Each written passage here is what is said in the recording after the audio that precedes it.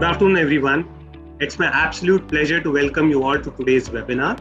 Construction Week presents futuristic facades designed to last, powered by Schuko. We are delighted to see the response and excitement to this webinar. I thank you all for taking time out for being a part of this webinar today. My name is Indrajit Sauji. I head the construction and design vertical for ITP in India, and I'll be your host for today. Let me start with a brief introduction about ITP. ITP Media Group is one of the largest foreign media companies in India. The group is headquartered out of Dubai and now publishes more than 100 weekly and monthly magazines and has a wide portfolio of market-leading digital properties. Some of our well-known global titles include magazines like Harper's Bazaar, Vogue, Time Out, Cosmopolitan, Gracia, Construction Week, Hotelier India, Architect and Interiors India, and more such prominent titles across industry verticals. In India, we have 7 titles to begin with, and including Construction Week. Construction Week is one of our largest circulated construction magazines globally, with presence across geographies. Now, coming back to the topic, Construction Week presents futuristic facades designed to last, powered by Schuko. A facade refers to one side, usually the front of a building. It's an integral piece of the overall design of a building. It provides an opportunity to create a personality and impart character to a building.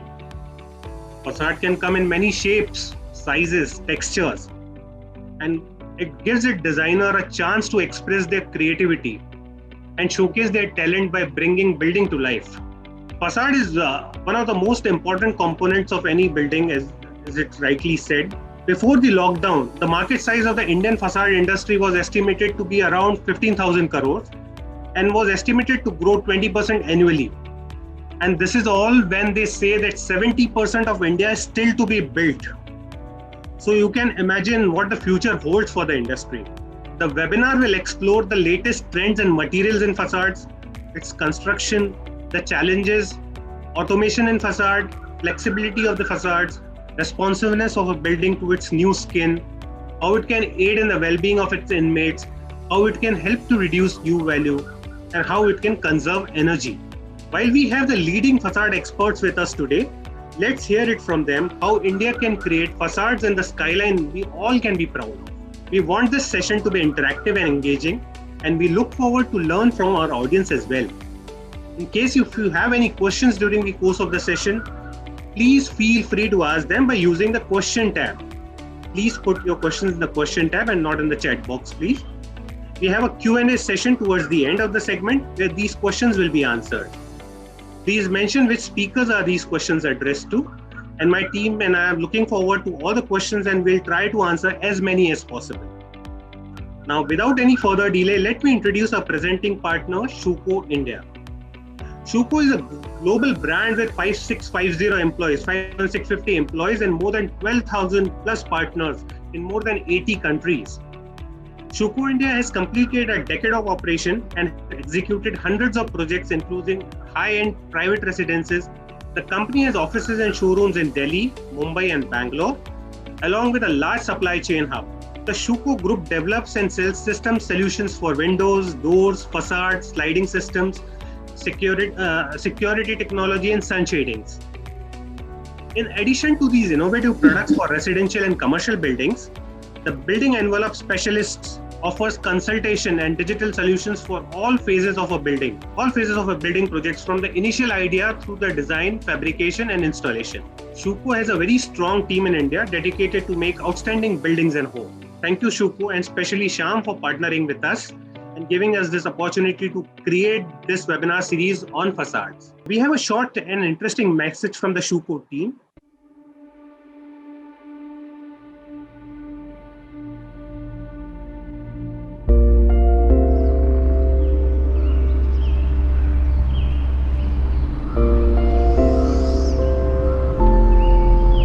Progress. One word bearing many stories.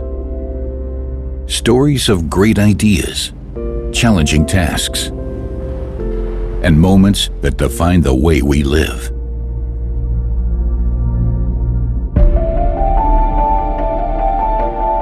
So this story begins with you.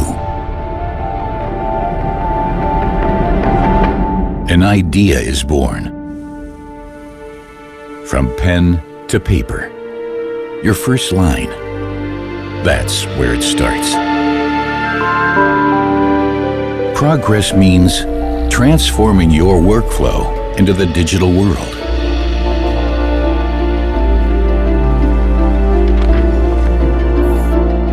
Making innovative architecture interactive. Complex calculations easy. And modern fabrication more efficient.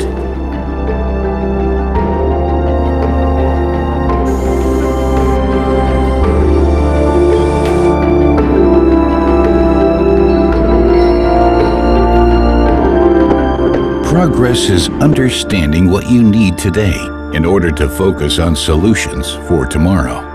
Experience progress.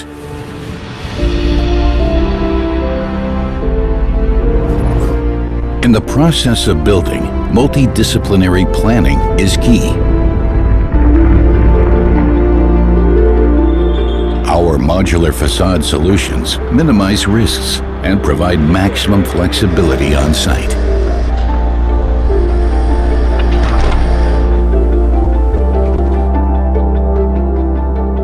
Keeping other people safe means thinking of events that cannot always be foreseen. We are constantly improving durability and dependability to create the safest place against potential fire hazards or unexpected impact.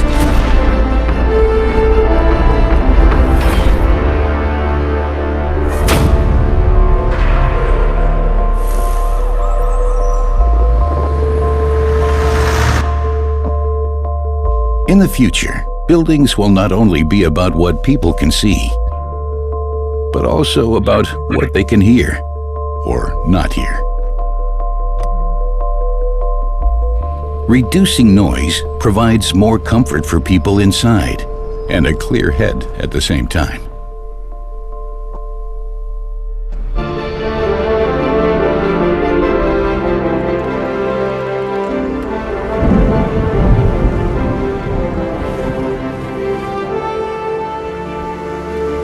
Well-connected architecture combines new intelligence and functionality with our products and your ideas.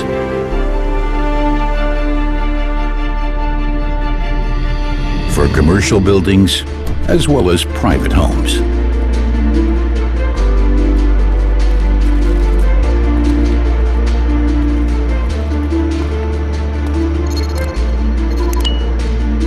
Connecting people with their home makes everyday life easier and creates time for more important things. That's progress.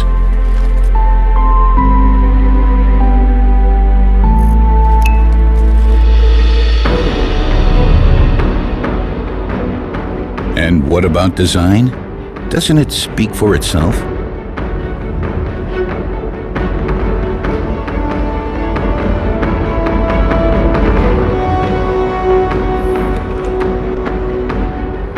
In the end, it's not about what we make or the goals we strive for. It's about seeing this world, our world, through the eyes of others. At Schüco, we believe that progress is one of the greatest experiences we share with our partners, enabling you to create spaces that will be more than windows, doors, and facades, to shape our lives and work for decades to come. Experience digitalization, vertical, security, acoustics, smart building, home. Experience progress with us. This was interesting. Thanks, Team Schüco. This sets the tone for the discussion, I guess. Now, let me hand over the session to today's moderator, Jayashree Mendes, editor Construction Week, to welcome and introduce the eminent panel and to take the discussion further. Over to you, Jayashree. Thank you, Indrajit. Welcome to Designing Facades for the Future. Fantastic facades that illuminate a building, illuminate an area, illuminate a locality. Today, we have the experts with us from the facade industry who will tell us the technical aspects of what goes into making a facade. I would like to now introduce my esteemed panelists to the audience. So we have Shabir Kanchwala with us, who's a senior VP at K. Raheja Corp. An evangelist for the green cause, Shabir spearheads the sustainability initiatives for real estate, hotels, and malls for the last 11 years, amongst other key functions, which include purchase, contracts, project coordination, and heading the Goa region projects. Shabir is a seasoned real estate person who's also into facades, who also looks at design, and K. Raheja Corp has some of the finest facade buildings where as far as the commercial buildings are concerned. Pankaj Keswani, MD, Alufit. Very few in the facade world would not know Pankaj, the self-made first-generation entrepreneur who started Alufit with nothing but a dream. He moved to a city that was alien to him to embark on the Alufit journey. Today, he's the go-to facade company that boasts of landmark projects pan-India. Goldman Sachs and the much talked about Intel top-down construction in Bangalore, Amazon and the international airport expansion in Hyderabad, the Four Seasons private residence and Godrej BKC are some of the reputed projects. Shyam Raghunandan, the MD of Shuko India and our partner for today, with a career spanning more than 20 years in multiple industries across 3 continents, he has led sales, product, and manufacturing organizations. He's passionately creating outstanding buildings along with partners across India. He's also passionate about photography, sketching, and education for the girl child. Pawan Kumar Iyengar, partner Facade. The Surat-based seasoned professional with 25 years experience believes in adhering to industry codes.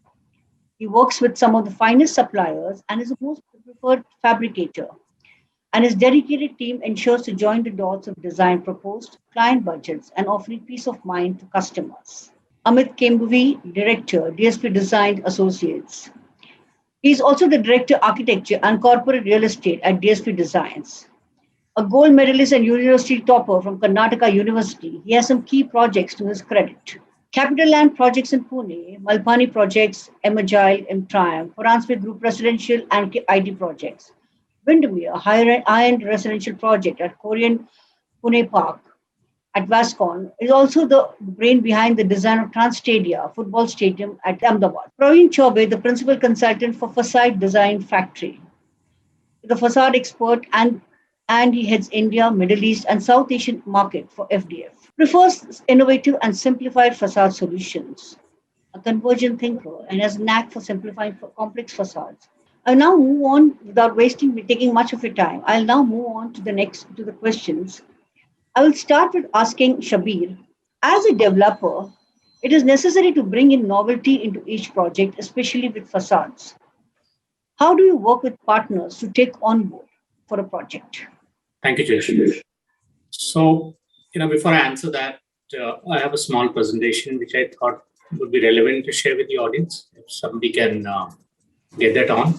So, this particular photograph is of a corporate office at Bandrakulla, one of the challenging facade designs in terms of the curvature and its shape, which is not really in a rectangle. So this is something we did in 2007, 2008, when we looked at making our corporate office, as also designed as a green LEED Gold US Green Building Council Gold certified building.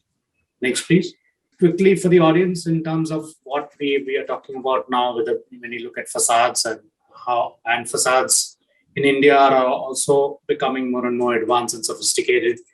The developers all across the country are looking for facades which help the particular occupant, in this case the employee, to have a good outdoor view and natural light, because that's the connection with nature for an employee who in the pre-COVID era was spending not less than 12 hours a day in the office. There would be 3 or 4 key factors of facades which my esteemed panel members would also talk of in terms of security, environmental control, aesthetic, and structural protection.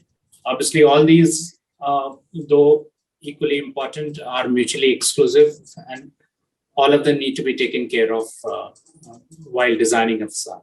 So when you look at technology in the facade, where you talk about using of software, which it help, or when you look at AI right now, or the idea of generative designs, where the algorithms are used to other principal designs, this is something where the facade industry has moved on in terms of design and construction.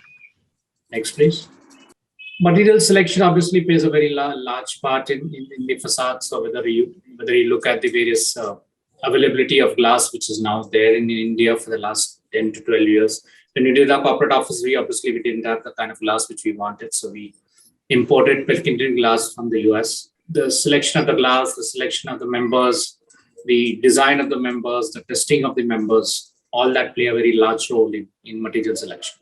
The consultants obviously play a critical role in both in the design and in implementation, and in ensuring that what gets designed gets implemented on site. So they play a very critical role in terms of the entire process end to end.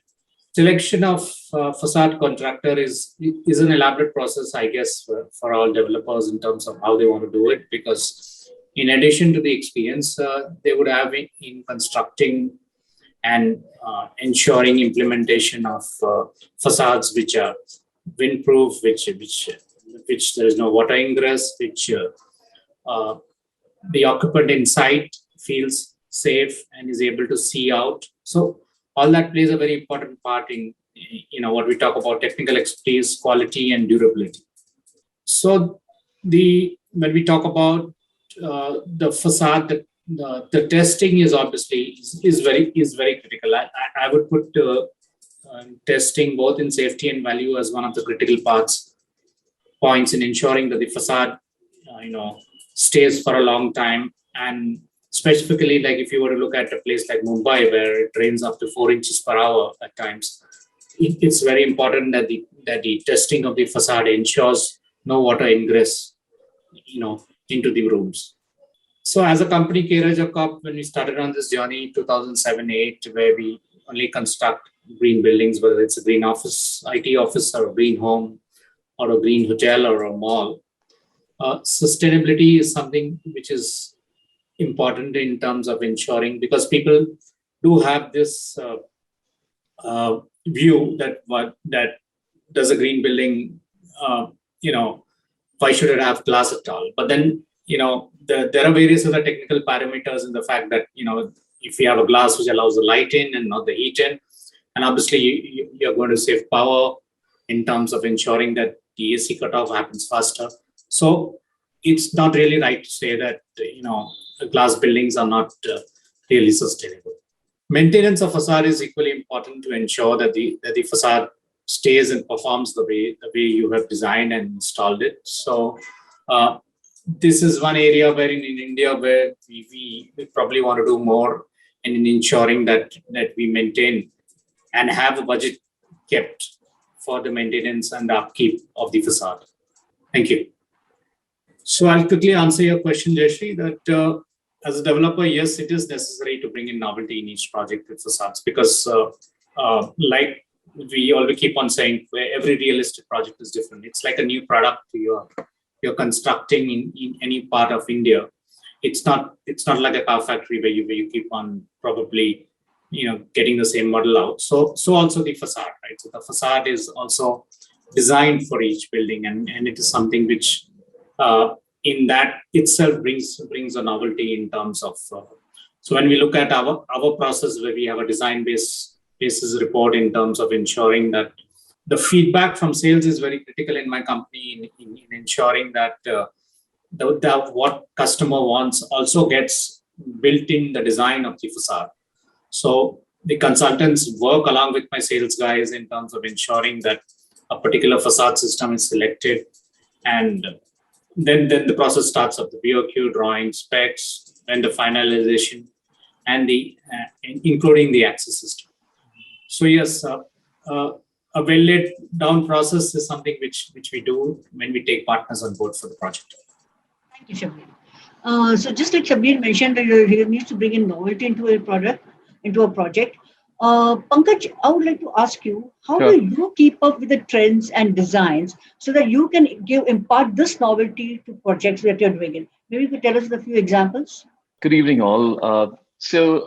Primarily, what happens is that when we work with consultants and architects, the brief is generally given to us in the sense that, like Shabir mentioned a little earlier, like a client keeps looking for doing something innovative, something different. You don't want to churn out the same building one upon the other. So we get involved into the design stage at many times when a concept is done, and we're invited by the clients and by the consultants to come and give our feedback. And that's when we come in and we try and make things different. We look at a sun path diagram. We look at shading elements that you need to bring in, maybe sun shading, maybe some vertical fins, right? So we get involved at that stage, and we look at U values. That's very important. Like, to be comfortable inside an office, you must have a U value of glass which is not more than 1.6. So we look at various parameters. We look at solar gain, solar heat gain.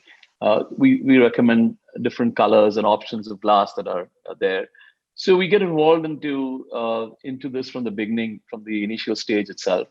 And some of these are carried forward in terms of actual design, and then the tenders are then floated out. Then then becomes a good and easy process. So this is how we normally get in, and that's how innovation is done and buildings are really created. Yeah. So I don't know whether I've answered your question or was there some? No. Okay. Of course, there'll be more second round of questions here. Yeah. But okay. Same way, Amit, I would like to ask you this as a specialist in facades. You also have some landmark buildings to your credit. Some like it contemporary, some minimalistic, and some functional. What does innovation in facade design mean to you as an architect?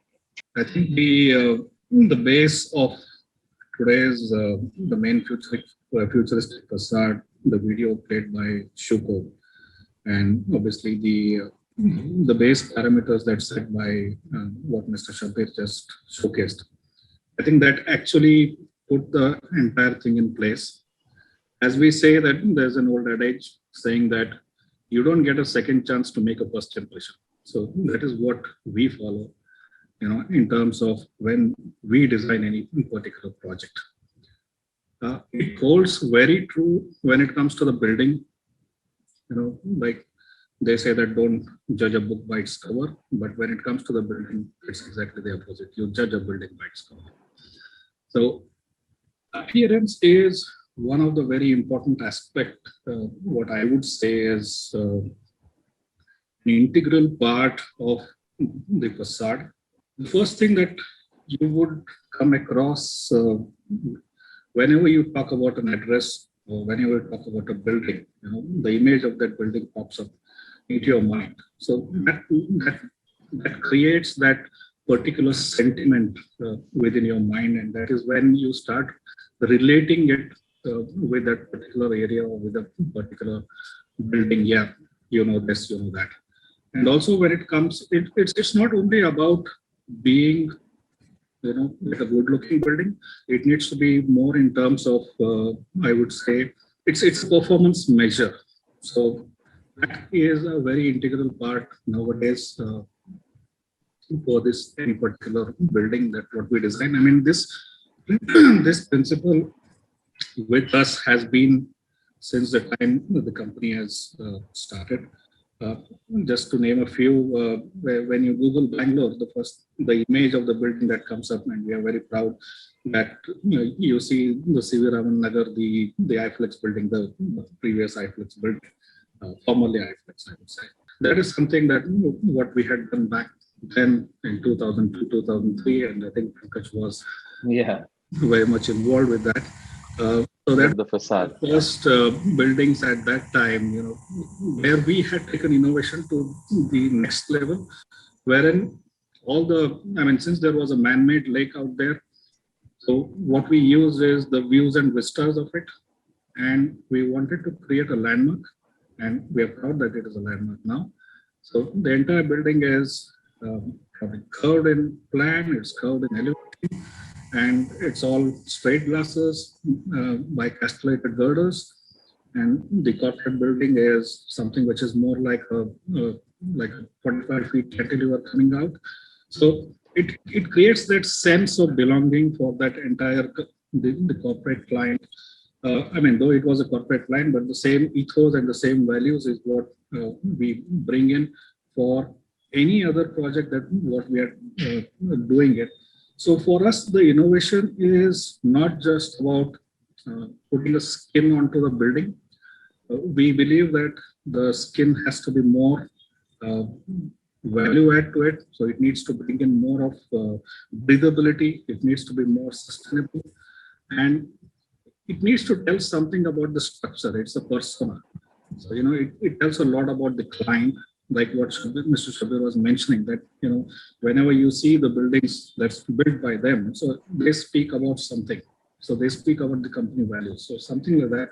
Every building needs to speak about the vision, the values of the client, and how it is corresponding to the surroundings of that particular locale or of that particular city. That is also equally very important. So I think what we would see as the future or the innovating technology going way forward are something which are more breathable facades, which are more parametric facades, which are more kinetic facades, and more importantly, with our a very strong association that what we bring to the table is that the smart building technology that what we offer as a very specialized service, probably one of the one in India, is that we work with the buildings inside out rather than outside in. So what that does is that for the end users also, we design and stimulate the experiences from within as well. So how important it is from outside needs to be equally important from inside. So in the video, what Shuko just showed, so there's something from the acoustics, from the breathability. So there was a lady who was working out within, but there was a lot of noise outside. So it depends more on the functionality aspect. So to answer your question, yes, these are some of the key things what are important for anybody who is designing such kind of projects and looking into the future of facades. Thank you, Amit. Thank you. That was very enlightening. Praveen, my question next to you would be, there may be times as a consultant, there may be times when you encounter that a particular plan facade would not go with the building. How do you work around the system to reach your goals consciously? Thank you, Jayshree. Now, in the overall evaluation of the building, sometimes we play a very major role in terms of determining the end result for the building. Now, many times the building comes to us with a specific form, and there is a vision. Like Amit rightly said, there is a vision, there is a philosophy, there is a story to the facade or to the building. So most of the times, the majority of the times, the aesthetics and everything is very much well defined. When the project comes to us, when we started looking at in terms of buildability, in terms of acoustics, in terms of performance, in terms of durability, in terms of end user experience. So then we have been fortunate enough that when we start working with the architects takes our suggestion very in a very positive mode, and then we explain them what facade is suitable for this kind of a building. Like just an example, we were doing a building in Delhi. And then the architect had a vision of having protrusion out of the building curve, like fence of 200 by 750 mm. And then he was trying to place glass in between each of the fence. And then when the project came to us and we started discussing with him, so we explained him the more the interface happens, the more the chances of leakage and the construction process will slow down. We never intended to change the building elevation, but then whatever was built or whatever was perceived in terms of the construction methodology, we were able to change the whole perspective of the architect, and then we gave a new dimension to the building without changing the elevational feature or the story to the building. And then he was also very happy, and then we could actually save on time on the whole construction methodology and the construction process by almost 1 year. So yes, many times most of the building comes to us and at an early stage, and then we start looking at its buildability and various performance parameters, and even the end result and the you can say the user experience. You don't love to be in a building where you don't feel good or you don't feel the special benefits of using a particular item. Like imagine you are having a facade which is not facing, and all of a sudden you start putting a very dark glass, and then you're not getting much light inside the building. So all those user experience also plays a major role. And nowadays architects are also very sensitive in terms of accepting the suggestions from the consultant sides in changing the buildability or in changing the system of the facade, but still maintaining the elevation, because we don't want to change the philosophy or the end user's experience for the building. Thank you, Praveen. Pawan, my next question to you would be something similar to what Pankaj answered. Keeping up with trends and new designs is part of your business also. How do you look at bringing in originality into your projects? So for us, like every building, every situation, every client is different. So whenever we get an inquiry, because in the geography where we work in, it's not normally specification driven or consultant driven business. And here the clients vary from a small corporate house of 4 floors to a big corporate of around 20 floors. And we also have some special requirements from the clients that they want something in a diamond corporate, and he wants the basic effect of the diamond not getting spoiled. So we started this journey way back in 2003 of getting personalized with each and every client for their own requirements. If it's a diamond corporate, the very major thing that they would need is the color refractive index of the glass. So the glass should not throw away some light into the building, so that the very color of the diamond which he sees will basically have an effect on it. The same comes with the textiles. And also in the textile markets, the basic trend is they use an attic. So in the attic, it's not air conditioned. And in the bottom, the boss sits and it is air conditioned. He wants a glass facade and he wants a beautiful facade. But then he wants an open ventilation in the attic, but he doesn't want a ventilation in the bottom because he wants an air conditioned and a double glass suite.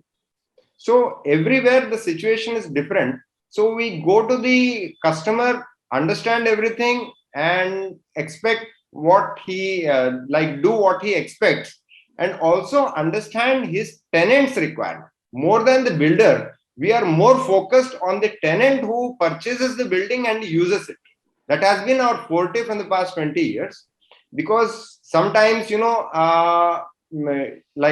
many architects also call us and ask us for cotton steel and things like that. Cotton steel is all good in an environment where we have very good climate, no much pollution and everything. So what happens is the weathering and everything that happens remains like that forever. But if we put it in a largely populated and very much polluted areas like Bombay or Surat or anywhere, it gets black. And then if somebody wants to again coat the weathered sheet, we tell the architect and the customer that the very forte of using a weathering steel is getting lost. So it's not to be done. Recently, we have outgrown ourselves by also getting used to softwares like Ladybug, then Honeybee, and giving them lighting and radiation analysis and telling them that if the facade is flat and if you still don't want the extra light or anything coming in, at least decrease the amount of glass you're using there, or you could use fins, or you could basically have some horizontal fins where the shading also happens and the air conditioning costs and everything go down. Thank you, Pawan. Shyam, you have heard all of them speak on how they look at projects. What is the kind of innovation that Shuko India brings to the Indian market, and how do you promote it? I think the way we at Shuko look at innovation, there are 4 dimensions that we look at. The first is design, second is service, third is performance, and the fourth is digital. So I think these are the 4 dimensions through which we look at innovation, especially in the context of facade. I won't go into each of them in detail, but in terms of design, I think like a lot of the panelists mentioned, the architects, the early client intentions, as those discussions are happening, in many cases, we are fortunate to be part of that discussion. And what we see people asking for are, new shapes. I think Amit mentioned these parametric shapes, right? There, I think people are in India asking for more and more complex shapes. The second topic that is coming, that is of interest, is sight lines, right? So thinner and thinner sight lines. So people want to see more glass, more views, less obstruction while they're sitting on the inside. And that's actually the building behind me is a private home in Norway, but it's actually a facade system with very slim sight lines, a structural facade system. The third is the materials. So I think while aluminum, glass is part of it, people are looking at flexible facades, what is it, breathable facades with cloth-like materials. And Schuko has some very innovative technologies in that direction. And the last is green facades. I think that's a trend many architects are looking at in terms of making buildings more green. So not just with sustainability, but also in terms of having more plants integrated into the facade. So from a design perspective, I think there are many requirements that come to us, and step by step, based on the client, based on the architectural discussions, I think based also, practically speaking, on the budget that is put forward, we are able to propose one or the other solution. On the digital side, I think that is an area that is slowly gathering more and more interest. And there are 2 aspects to a digitization of a facade that I'd like to address. I think Praveen and Amit touched upon that topic. Mr. Kanchwala's presentation also hinted in that direction. I think the 2 aspects that we look at, one is, the facade is just sitting there looking good, right? Which is of course essential and protecting the inside. But an asset over 20 years just sitting there looking good, in these days is considered a crime, right? And the question we are asking ourselves is, what kind of information is the facade collecting? And there's a lot of information that it could collect. The most basic is about the environment. How much pollution is happening? What is the level of light, and so on and so forth. It can also collect information about its own state. Am I in good shape? And send out a message saying, hey, come and maintain me. So I think collecting information is one aspect of digitization. The second is responsiveness. Assume that it is raining. You saw that in that video. Suppose it is raining outside or there's a wind. It would be nice if the facade closed on its own, right? And not just nice, it would be excellent if the facade closed on its own. And we've been lucky to do I think one or the other pilot, one or the other installations where based on the rain and water sensor, skylights open and close. So people are slowly beginning to see the world ask for more. Clients, architects are challenging us, facade consultants are challenging us. And our job as a system supplier is to take these 4 elements of innovation: design, service, performance, and digital, and step by step bring that into the Indian market. That's how we see that. Thank you, Shyam. I guess with facades, there's a lot of agreement and disagreements. When parties, stakeholders come together to make a building. We have a couple of interesting questions. I would just like to take 1 or 2 interesting questions from people. Anybody can answer it. What parameters are considered so that one can reduce heat coming inside the premises through a glass facade? Primarily, you're looking at different aspects, to control heat, right? So one could be solar heat gain, the other is U value, right? And especially when you work in India, buildings that are designed here, our major problem is the solar heat gain that comes in, right? Through direct sunlight. Now that's what you're trying to control. And one way of doing that is that by selecting the right glass. So you always want to have, like I said, a U value, which is, 1.6 or less than that. Yeah, your shearing coefficient should not be more than 0.25, 0.23 is the most ideal that you would look at. So these are certain factors and parameters that you look in when you want to make the inside comfortable vis-a-vis the outside. The third is that it again comes to what is your real preference in terms of glass. At one time, you would have highly reflective glass, which was the order of the day. People looked at, a glass. If you're looking at a facade, it should be, the most darkest glass available, tinted, right, and highly reflective. This has now changed over the last 10, 15 years, where you're now looking at glass that's going to make where you can look from inside out, right? So that's another way of doing it, wherein you have very low reflectance, external as well as internal, right?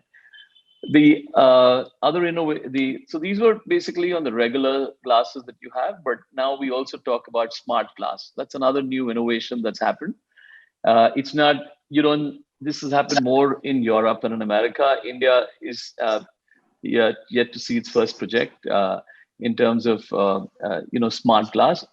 And when I say project, I mean in terms of a commercially viable project, right? You've seen the odd houses. We've done a few places and residences with smart glass, but because of its highly prohibitive cost, which is over 50,000 rupees a square foot, you don't really see this glass. But the beauty about this smart glass is that you don't really, it changes its tenor, it changes its color and it's the heat with the time of the day and night, right? So at any given time, the occupants inside are comfortable, right? You don't need blinds, you don't need anything. The glass just changes shade. So these are certain parameters that come in and which you can do to control the heat and to bring the solar factor low. I would like to just add on to what Pankaj just mentioned.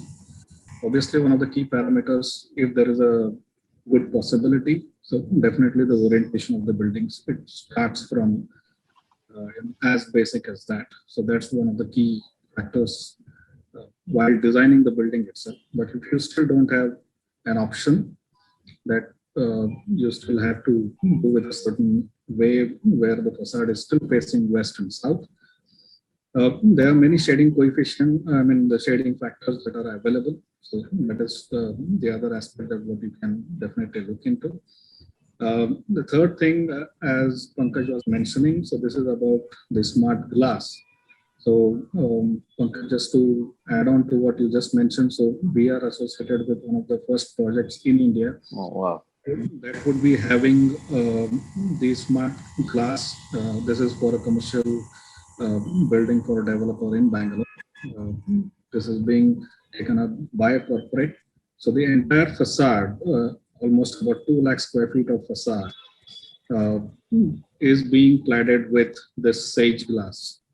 So as Pankaj rightly mentioned, so this follows the circadian rhythm, so which helps, again, what I was trying to tell earlier also, that from an inside out perspective, so as the day progresses, the color of the glass, the tint of the glass, the tenor of the glass keeps changing, so that you don't need blinds. That is one of the, probably I will not say the earliest thing, but when we design some beautiful looking facades or the beautiful looking, I would say, an edifice, and when there are these blinds which are kept at whatever random things that need to be there, so the whole essence of the facade or the flare in the facade goes off.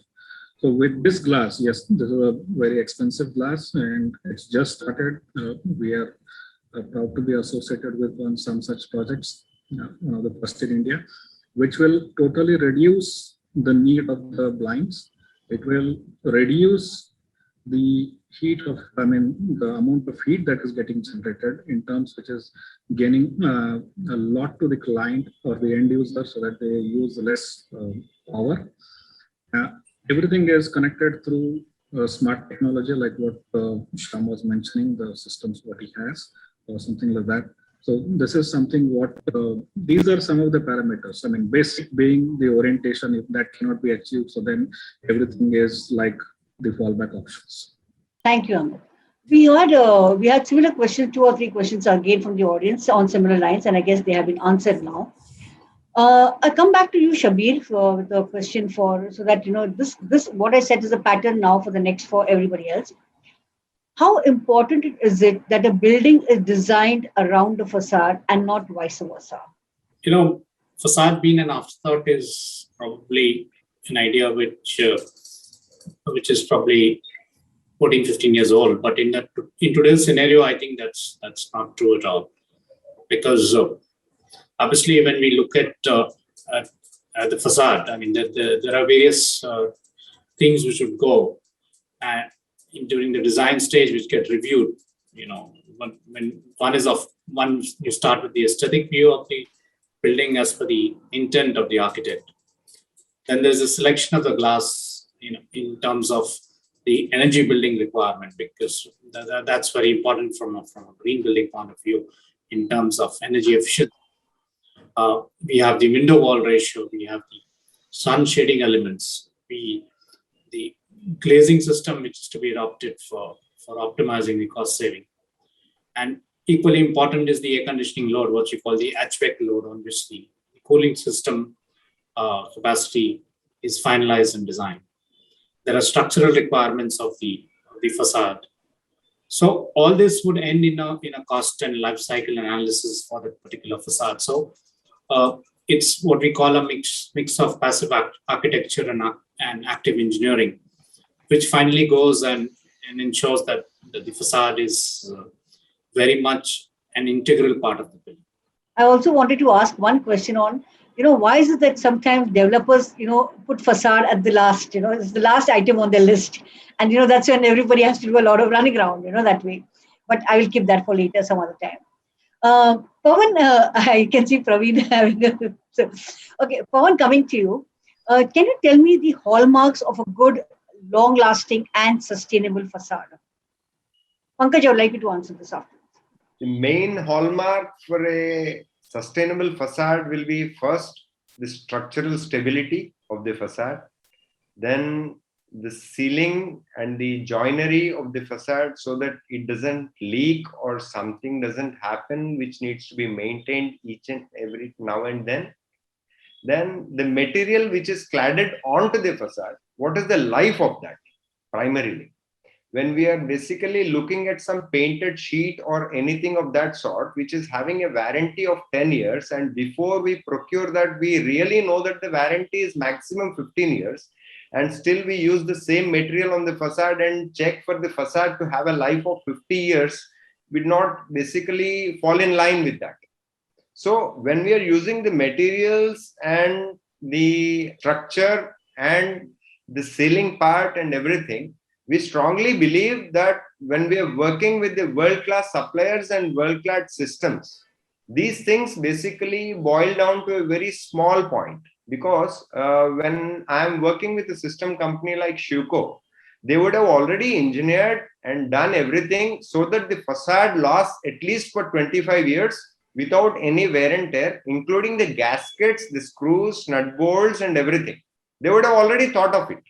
But as a fabricator, if I start thinking of designing these things and doing it myself and cutting corners somewhere just because the builder is not giving me the job, then the sustainability of the facade would not work. And finally, after everything, in India, the maintenance of facades is only a cleaning part. But I don't believe that, because if you have to maintain a facade for 50 years, who is giving the AMC? A lift is given an AMC. An AC is given an AMC. What about a facade? Like facade, is it a dead thing? Like once it is done, is it lifetime? No, it cannot happen like that. Now, no builder or nobody is taking an initiative of giving the AMC to the same contractor or somebody else who could basically come every year, check what the tenants have done. You're not very sure. When you're doing a unitized facade, you don't know. Your tenant might have screwed something in the male mullion and hanged up his curtains. So the person below him, poor guy, he keeps on struggling why the water is coming in. And who will bell the cat? Like nobody is there to basically take this up. So for a hallmark of facade, everything is fine. The system company, the supplier, the sealing and everything which the consultants and everybody propose. And then we have the AMC. AMC is very, very important for a hallmark of a facade. Thanks, Pawan. Thanks. Pankaj, can you tell us, in terms of long-term, of course, sustainable facades, how do they vary from region to region in India? primarily when you're looking at facades, when you talk about long-term, sustainable, something that could pass the test of time, what you're really looking at is, the right materials. And I think some of the participants did speak on that. It first starts with the design, right? Now, if you make a simple matchbox structure, right, and it's a straightforward rectangular building, there's no problems. Anybody can go and do this facade. Yeah. And, you could get people to tender for it, and you could go in for not somebody who's not so good, or an average fabricator, so to speak. But when you get into complex structures, right, like, Amit spoke about the iFlex solutions, right? You talk about, something like the top-down structure that we did for Intel in Bangalore. The first time was done in India, and only the second time in the world when a building of that nature was done, where the entire building with the glass and the facade, the floor was lifted. We did it from top down. So the entire floor with the glass went up to the 10th, then came 9th, 8th, 7th, 6th down. So when you talk about buildings like these, when you talk about buildings like EcoWorld, again, which has a lot of stone, you look at Amazon and Hyderabad, which you've done with about 26,000 square meters of granite. Now, when you look at these kind of structures, what you really need is that you need people who have worked with these materials, who have the knowledge. You need to work with the right consultants, and you need to ensure that these are long lasting and sustainable, right? So I think the selection of materials is a very key component when you come into it, right? And then when you're talking about sustainable, you're talking about green buildings, right? You can't, there are various things that have now come in. For instance, we're doing a project in Hyderabad for Wipro that's got a lot of brick cladding, right? And if you really see that building, and probably later on tonight, I'll put it on my LinkedIn and my Instagram account for Alufit, you really see the new trends that have come in, right? When you look at buildings like these, when you look at the World Trade Center, right? The World Trade Center was designed with the sun path diagram in mind, that, depending on which side of the building faced in the morning and the evening, right, the fins actually changed in dimensions and size.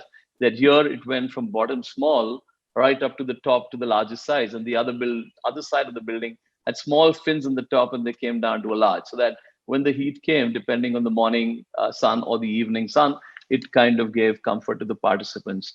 So what you really need to do is, when you're designing, when you're working, right, it's a very important, essential aspect of the materials that you're using for it. Yes, coming to what Pawan spoke about, AMCs, right? Well, this is it's been discussed and debated many times. There are two sides to the coin. A client turns back and he says, well, you have only fixed components on the building, right?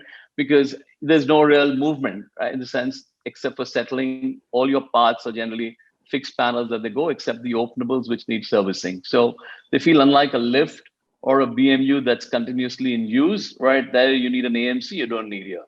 But his point is really very valid when it comes to the point that, you really don't know how a facade is being used, stroke misused, right? And that's where, and this really happens in residential facades. We've noticed that when we do facades, right, the new trend buildings, commercial spaces, people don't mess around. There's always a facilities manager, and you don't find that really happening. And people know how to use buildings generally. But residential facades, he just wants to hang up pelmet, he wants to put some blinds, suddenly decides you want to do it, you go and drill it into your mullion. And yeah, so these kind of buildings must be controlled. You must have these checked at least once a year, and especially in places like monsoons in Bombay, where it rains for days together. Today has been a bad day, I understand there. So these are things that need to be really looked into. It's very important and a valid point that Pawan has raised, and this should be considered by architects, consultants, and developers. And Shabir's on the panel here. I hope he makes a note of that for his future buildings when he does. Yeah. Taking this a little further, Pankaj, whom does the onus lie on for the maintenance of the facade? Does it lie on the developer, or does it lie on the residents? See, what happens is that, as a general rule, what we do as fabricators, and I think Pawan would agree, is that we give something called a defects liability period depends on what the client asks for, 12 months, 24 months, that's generally there in the contract. Yeah. Now, this is against any manufacturing defects or any workmanship defects that could come in our materials over a period of time of that time. Yeah, and so let's say you put in a window, right? You've got a top hung window, and that window does not perform, right? So we would take that onus and have that replaced at our cost, right? So that's one way of putting it, because like I said, those are the movable parts. Now, beyond that, what we really do is that we also give what's called a 10-year warranty. That in case there is any material defect that, let's say, a coating on a glass could peel off, right? It could just be something that is not directly, we are not directly responsible for it, because that, let's say, the glass came from from Saint Gobain or Guardian or Asahi, whoever, but there could be a problem in the glass, right?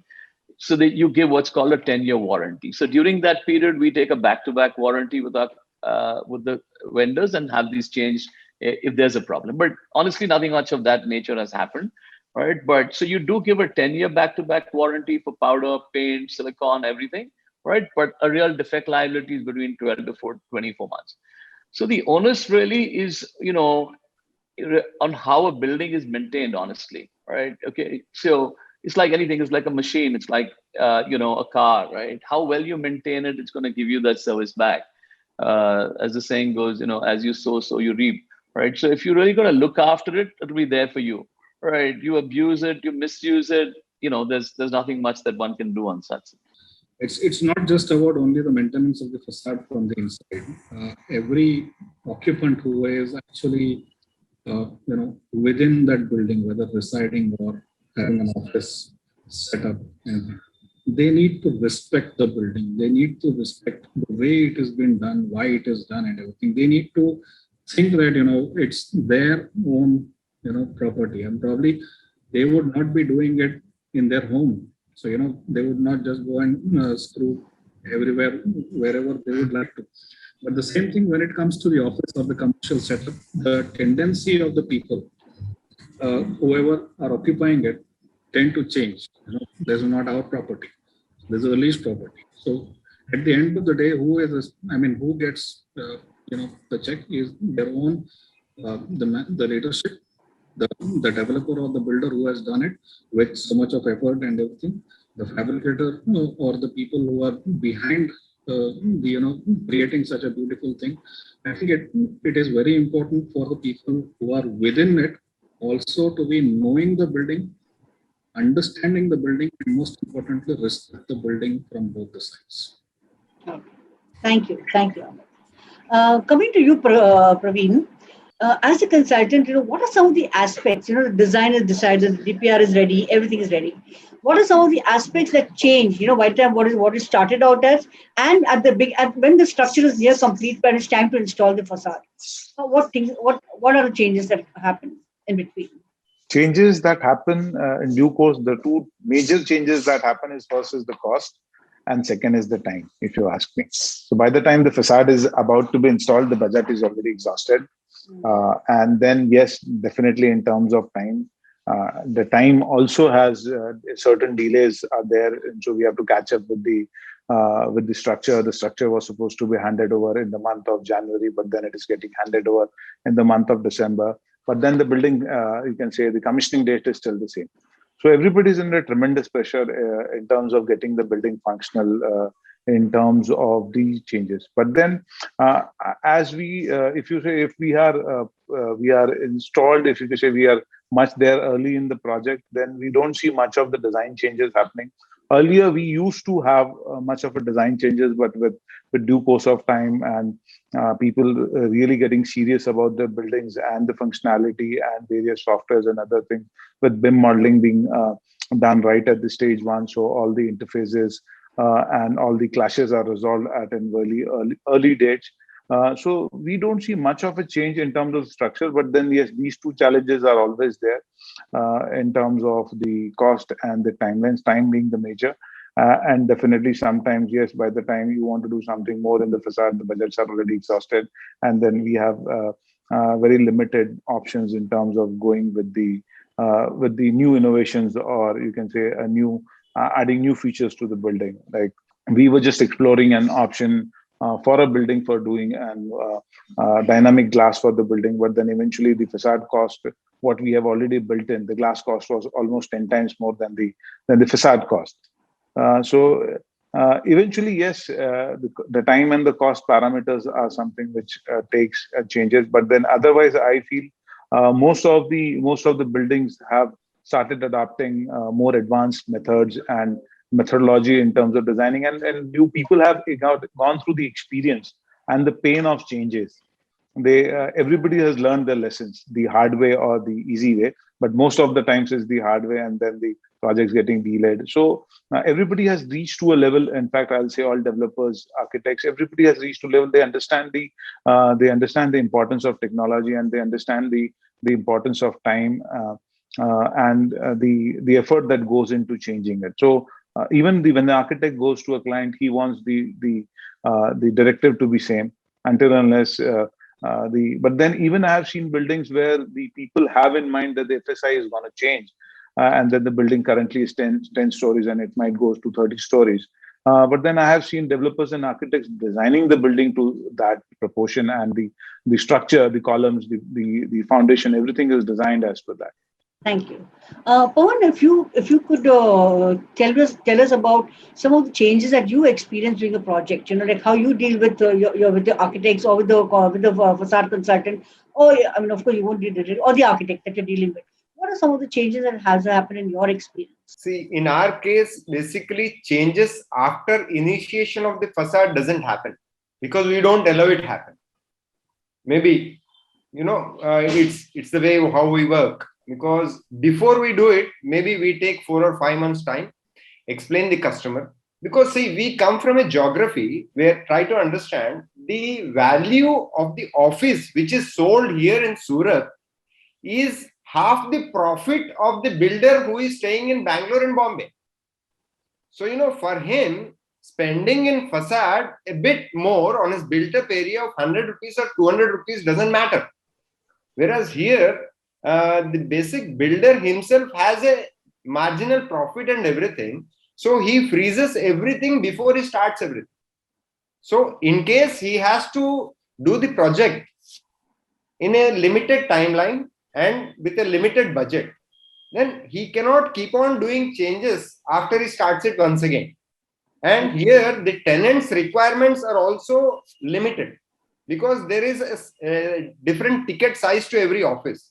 For example, you do a facade for a building where the offices are of size of around 1,000 square feet, 1,100 square feet, 1,200 square feet. The thought process of the tenant is different. He would want a top-hung window. Okay. Now, the fire norms coming up, people say we want top-hung. Okay. But top-hung is more dangerous in fire because it allows oxygen coming in.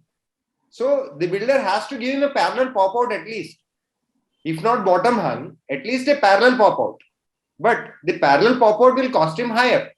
But then you need to tell the builder that this is the requirement. If you have to do it, you have to do it. So when we are very stringent and we are very open with the builder in the beginning, then later the changes come, not many of them. Amit, directing as an architect, directing you like a lot of aesthetics around you, If you look at international, when you go abroad, you see that a lot of art galleries or museums, etc., are made very attractive with the facade. This doesn't happen so much in India, like unless you're looking at the South Asian University that is just coming up in the north. But otherwise, it doesn't happen much in India. How, as an architect, how can you encourage this? I mean, do you need to bring in authorities, or how can you encourage this? I think one of the biggest hindrance is the awareness. India has such a vast and rich, there's so much more than what the world has, that India has, but we hardly know about it. And that is one thing which is actually making us not to do something for it. And the same thing when we go anywhere else and want to see a museum, want to see an art gallery or something, we go there and we see it. Because the way it has been done, the way it has been curated, the way the entire thing that is approached is in a very different way. There, the people, the public, the government, everyone was hand in hand. Just to give an example, a few years back when we were driving about in Spain, so when we wanted to go to a certain museum, so when we checked with the taxi driver, so he mentioned, oh, So you want to go to that building designed by that architect. So he knew the name of the architect. He knew the name of the art, what kind of arts there are there. But unfortunately, in India, the level of awareness of art, architecture, the rich cultural history that India has is not to the level that what we what we really want to. As designers, even we would want to give or design buildings which are which reflect the true culture, which reflect true. Not necessarily that every building has to be fancy. I think with the governments coming in, with the public getting participated, a lot of awareness that gets created. That is very much essential. Only then I think we would be able to do something, which I think now the government is taking shape. They are probably more aware about all these, getting more aware about all these things. A couple of government projects that what we are associated with, they are not typical like what we used to call like a government building or the building for the public. So things are changing, and hopefully soon, with the due awareness, with the respect that our own people of India have towards our own culture and art, when it grows, I think then we'll be able to see a lot many better buildings and I would say art places, not only from an design from an architectural perspective, but more from an art perspective as well. I just wanted to add to what Amit was saying. I have seen that of late, the buildings that do come up, many of them are now being designed with the local flavor being considered, right? So we're working with C.R. Narayan Rao on some projects, and when they were designing our facility for HCL in Madurai, right, they took the temple architecture, right, into account, and then designed it accordingly with perforated screens and detailing that would carry that feeling when you come into the campus, right? A similar thing happened in Vijayawada for another HCL campus.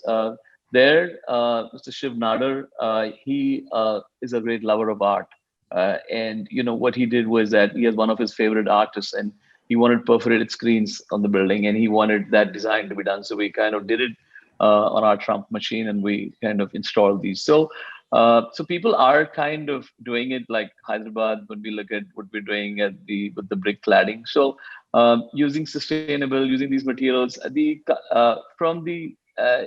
The earlier trend was, like just to make it look just with glass and, that sheen was there. So I think with time, there's been evolvement, there's been a change, there's been, use of different materials. All right. So this is all coming in.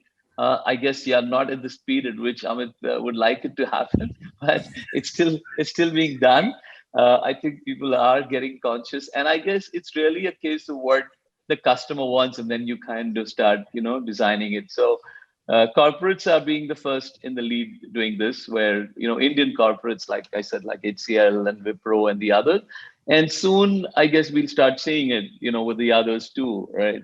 Another example being the Amazon, which I mentioned, where a lot of stone is done. So again, these were used local materials being done, right? Replacing dead walls with just cladded, stone. So things like that. So I think hopefully we will see more of Indian architecture on westernized buildings, if I have to say, or more of the Shuko type of buildings, but with a lot of Indian materials that's coming in there. I'd like to add something. I think that's a valuable point. I think what Amit and Pankaj brought up. I think architects are looking for that modern material with the, let's say, traditional design. And one of the corporate offices we did with Zoho, and we showed that door off at the ZAC exposition in December, just before the pandemic. And that door was actually handcrafted out of wood. And that's what the owner and the architect really liked. And we actually made a custom design out of aluminum for that, right? So it was a front door system with multiple grooves, extremely complex. And then finally, when we showed it off, it was really funny. Like the panelists mentioned, a couple of people wanted to build some temples. They actually thought it was a temple door. And then we had a visitor from a monastery who thought it was a monastery door. So I was like, okay, it is what you want to see, right? You see what you want to see. And people see the same thing in different lights. And that is, I think, the beauty, what you said about innovation, what we can offer, right? Bring the latest materials, but really listen With to the client traditional. and the architect and give them what they want in the traditional sense. There's a lot of value there. So, Shyam, what would you think? What would be the hallmarks of a long-lasting facade as a systems, from a systems perspective? What would be the hallmarks of a long-lasting facade?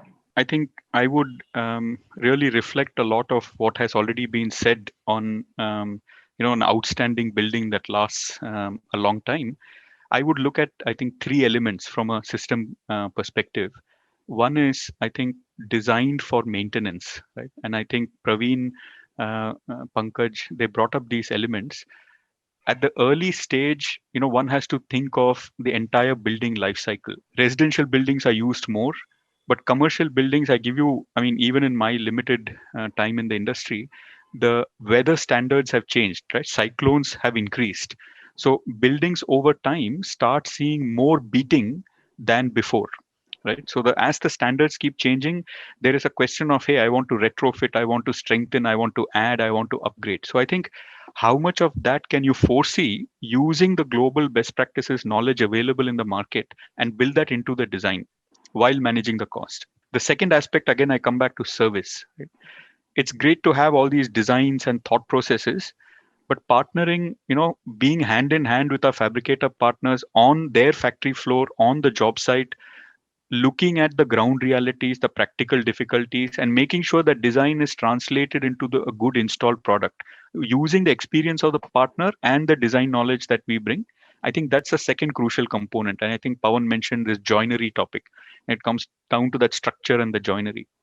And maybe a topic, I think, little bit into the future that Shuko is still working on at the global level is, again, back to the topic of digitization. If the building is able to talk back and say, hey, come and maintain me, right? This part is leaky, this part is weak, this part needs help. I think that information, the ability to capture that and then go in and just maintain what is required, I think that will add a lot of value in the future. So I think from a long lasting building, and I will not challenge this topic of this AMC. And, I think that is the maintenance topic is a big elephant in the room that hopefully one day the industry will address together. But I think design for maintenance, keeping the future climate change, sustainability in mind, partnering on the ground with our partners hand in hand, and then using digital tools as much as possible, get the building information and take care of the building. Amit said it will respect the building like it's your home. I think that takes care of the building over a much longer period. Thank you. So we have heard everything. We heard right from a good outdoor view to natural right, to privacy, to vision, to control of the structural protection. We heard everything. We have heard a lot of things from everybody. This discussion, of course, is very enlightening. I have one or two good questions from the panel. As per facade design, how can one use fire safety in high-rise buildings in a practical manner? I think if I've understood the question correctly by one of the gentlemen who've put it across, is that how do you make your buildings safe, right? Fireproof, right? Okay. So primarily what happens is that there are two main elements. One is what we call the smoke seal, right, which is done from floor to floor. That's installed. And this is when there are two different materials that are available. One is what you have is your rock wool, and then you compress it to 33%. And over that, you're going to get a Hilti fire stop is applied, a spray, and that's then covered with a aluminum sheet, with a GI sheet. The other way of doing it is that you could either use side drives, and that's another material which is very popular and very well used, and which also has the fire dampening properties, which you put as against putting the conventional rock wool and doing with the Hilti fire stop. That's one way of avoiding it between the first. The other is, and then you do a smoke test, you do compartmentalize an area, and then you can check it out for a building. We did that for World Trade Center in Chennai, and we did a smoke test actually as a demo. for an area to just be sure that this is how it's going to perform later on. Because otherwise you're never testing the system, right? The second aspect is that it's in your insulation that you use in your spandrel panel. You have 64 kg, 83 kgs, depending on what insulation that you're using. So these are two aspects that you really do to ensure that you're making your building safe. And the most important being that every floor should be sealed at that level by a smoke seal, so that the fire, if let's say gets onto the 10th floor, it will not spread up to the higher floor, right, to the 11th floor, or go down either which way, right? And it also cuts down noise, it cuts down everything else between floor to floor. Just to take it a bit further with respect to the question that how to take the fire safety norms in high-rise buildings. So, though we are discussing more about facades, but I think one of the other integral aspects is when we go high-rise. So there are many fire norms which are already laid down by the authorities. I think everybody should follow that.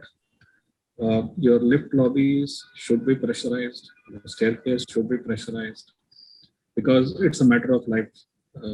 Safety is utmost important. So you cannot be doing a good fire safety at one end and leave the other end unattended.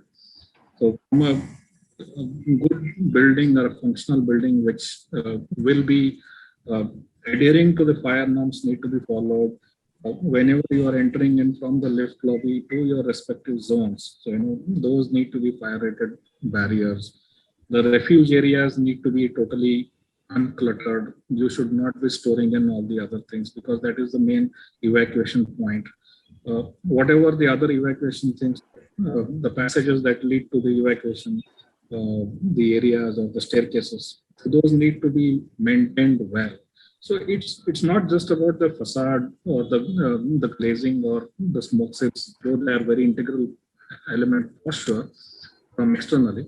But internally also, if we follow all these things to the T and we educate and create that awareness within all the people over there, I think that many corporates do follow this corporate, the fire drills within the campuses. Something similar needs to be done in all the other residential complexes and anywhere else that is there. I think everybody needs to be aware of what the fire norms are and why they are made, because it's for our own good. Most of the people don't just follow that, and that's why we face so many untoward incidents and losing life. I think what Amit has said is a very valid point. I was, of course, concentrating on the facade since the topic was on that. But, this is such an integral part that, and the regular drills and the fire drills that happen, and then they check, right? Because it's the onus is really on us to keep ourselves safe, right? The government may give certain regulations, right? And sometimes they don't even have the equipment. For example, we do high-story buildings. We're doing 60-story towers in Mumbai that we've done recently. One is the Island City Center, and the other one is the Four Seasons that we're doing, right? But, you need to have access. You have to have a side hung, at least the norm is that a window has to be besides the smoke vents and the fire that we provide, but one window has to be a side hung of 1.5 meter by 1.5 meter to evacuate someone in the event of a fire. But then do they have the ladders to reach there, right? So you don't have the equipment to really reach the 40th floor and you're building 60 floors. So the guidelines are there. So what we really need to do is to check at our end, as occupants, that how are we going to make ourselves safe? And these mock drills that at that time, people come down within so many minutes, and that's what's going to save lives, honestly, right? This is just as a side to speak, because I think it's important that people hear it and they are conscious about this tomorrow. Thank you, gentlemen. While this was a very enlightening webinar that we had on facades, there are a lot of questions still left unanswered. Of course, we will take it forward in our next webinar when we go ahead with facades, of course, facade and windows when you do. But of course, thank you so much for everything. And we have more questions that I think some of them have been directed at certain panelists, that I will mail it to you all and maybe you could answer it for the audience. Thank you so much. Thank you. Thank you. Bye.